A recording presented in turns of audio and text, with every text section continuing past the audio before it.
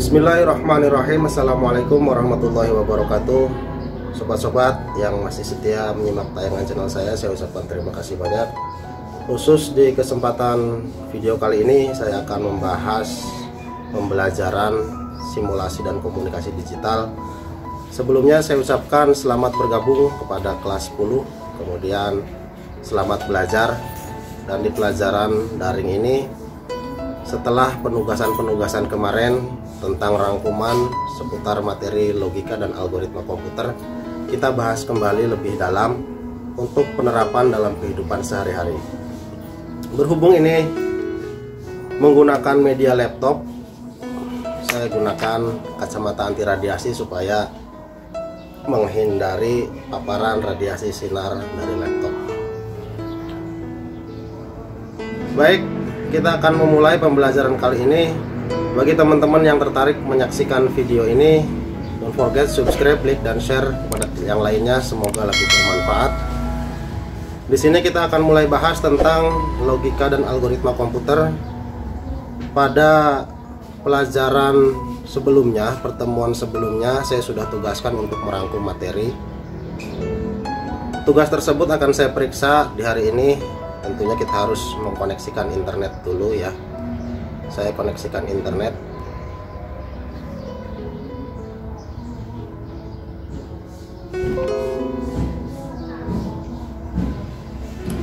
Oke, sudah terkoneksi. Saya cek tugasnya di Classroom untuk kelas 10 multimedia 2 dulu, karena ini hari Senin, kelas 10 multimedia.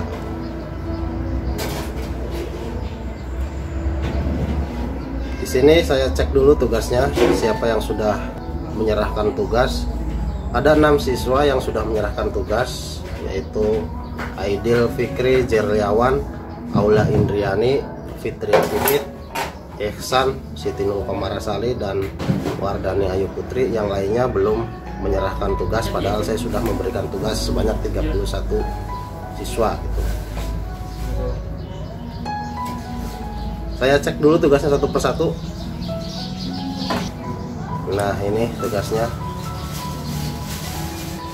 rangkuman ya, seperti ini. Cuma satu, merangkum cuma satu. Oke.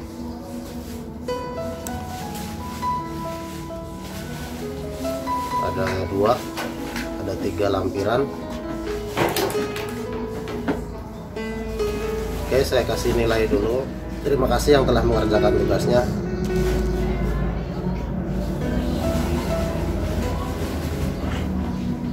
Oke.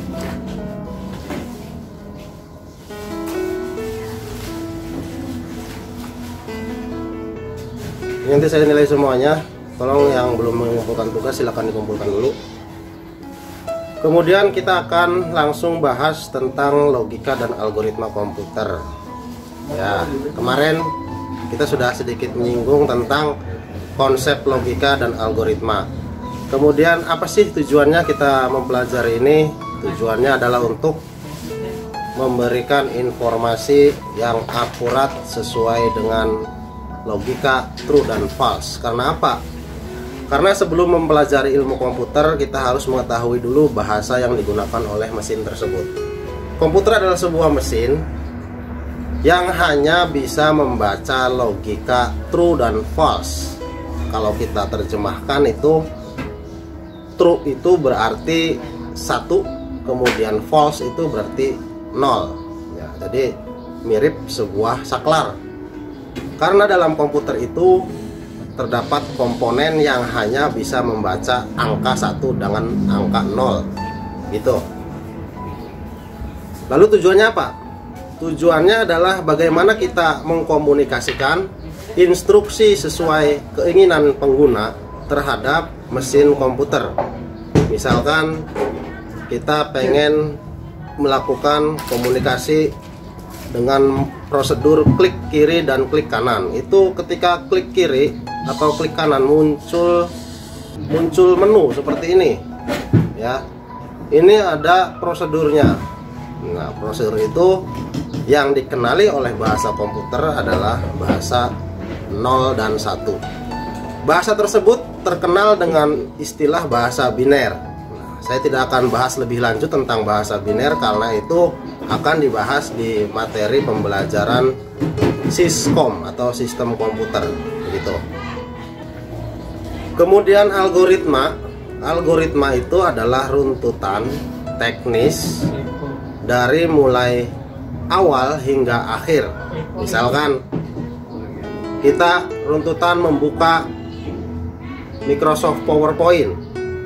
Pertama adalah masuk start menu, kemudian cari Microsoft PowerPoint. Nah, seperti itu. Itu adalah runtutan. Jadi pertama apa, kemudian keduanya apa, ketiganya apa, setelah itu apa, dan itu runtutannya seperti itu. Itu adalah algoritma. Konsepnya seperti itu.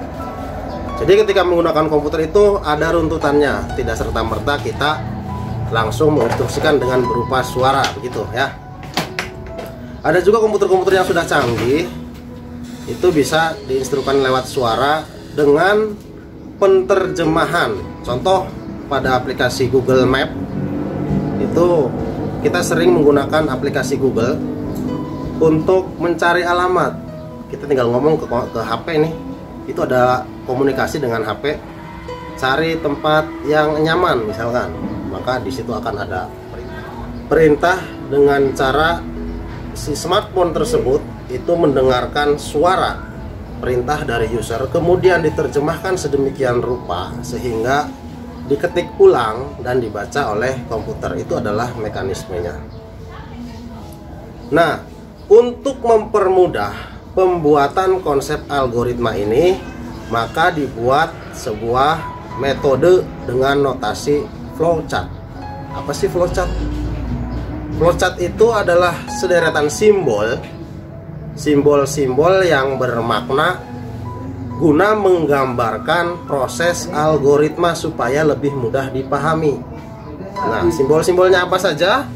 Kita akan bahas di sini dengan referensi dari beberapa program. Karena banyak sekali konsep-konsep notasi flowchart yang di internet kebanyakan ngaco, tidak mempunyai referensi. Nah, sekarang kita gunakan referensi yang sesuai dengan kaidah keilmuan informatika.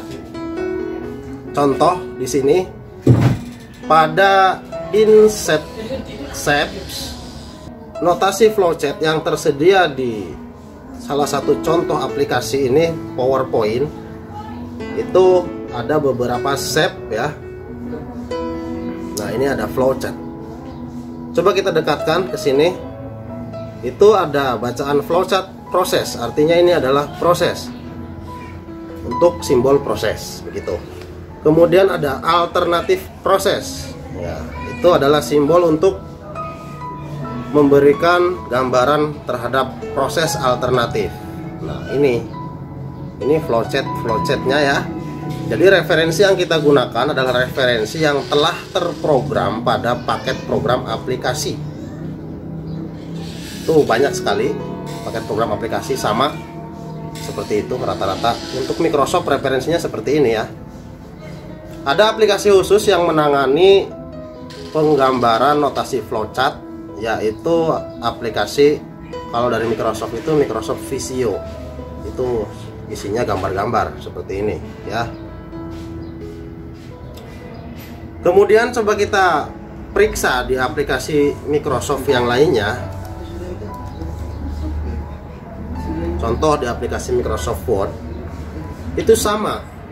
Ketika kita insert ada save, itu simbol-simbol flowchartnya itu akan sama dengan apa yang ada di aplikasi deretan Microsoft Office. Kalau proses ya simbolnya kotak seperti ini ya. Jadi sebenarnya sudah tersedia pada program, jadi kita tidak usah membuat simbol-simbol yang aneh-aneh. Tinggal ikuti referensi yang ada, kemudian tinggal gambarkan, tinggal kita pelajari perkenalan terlebih dahulu. Nah, tugasnya bagi teman-teman yang menyimak tayangan channel saya, silakan cari referensi tentang flowchart, simbolnya sesuai tidak. Oke. Jadi tinggal misalkan ya, ini kita gambar kotak, ini adalah add text, kemudian Ini simbol proses. Oke, seperti itu tugasnya, sama. Kemudian ada apa lagi? Ada ini, misalkan simbol seperti ini, alternate proses. Nah, tuh silakan dituangkan semua ke dalam lembar kerja Microsoft Word. Caranya gimana? Cara untuk memasuki Microsoft Word gampang, tinggal start menu kemudian cari Word. Oke, bisa ya, tinggal diklik Wordnya. Nah, kemudian di bagian insert shapes itu ada flowchart. Ini silakan dimasukkan. Misalkan di sini ya, saya masukin lagi nih contoh. Ada di sini preparation, tinggal dikasih teks preparation. Oke. Nah, setelah terkumpul semua simbol-simbolnya, carilah informasi itu simbol digunakan dalam artian untuk apa gitu. Misalkan proses ini digunakan untuk menggambarkan sebuah proses gitu misalkan. Kemudian alternatif proses itu digunakan untuk apa misalkan. Nanti kita bahas di video berikutnya. Untuk preparation itu misalkan digunakan untuk persiapan, itu dari arti katanya dulu kita pahami. Preparation itu artinya apa, kemudian nanti setelah itu kita bahas di pertemuan berikutnya. Jadi itu tugasnya ya teman-teman yang menyimak tayangan channel saya. Tugasnya adalah menggambar, kemudian memberikan makna sesuai dengan notasi flowchart gitu. Terima kasih telah menyimak dari awal sampai akhir, semoga bermanfaat. Walafu minkum wallahul muwaffiq ila aqwamit thoriq. Wassalamualaikum warahmatullahi wabarakatuh.